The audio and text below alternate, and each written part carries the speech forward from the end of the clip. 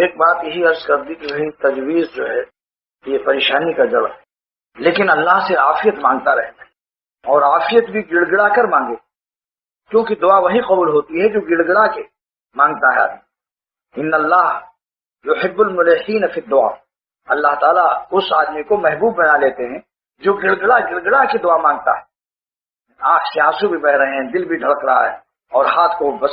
کلیجہ رکھے دے رہا ہے دعا میں۔ بقول معرومی کے کدھر مناجاتم بے بھی خونے جگر، اے خدا میری مناجات میں میرے جگر کا خون برس رہا ہے، یہ آنسو نہیں ہے، یہ جگر کے خون ہے،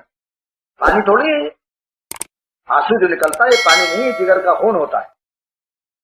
اشک خونس وہ غم آب شدس، معرومی فرماتے ہیں آنسو خون ہے، غم سے آنسو یہ پانی بن گیا ہے۔ اسی لیے اللہ کے خوف سے رونے والوں کو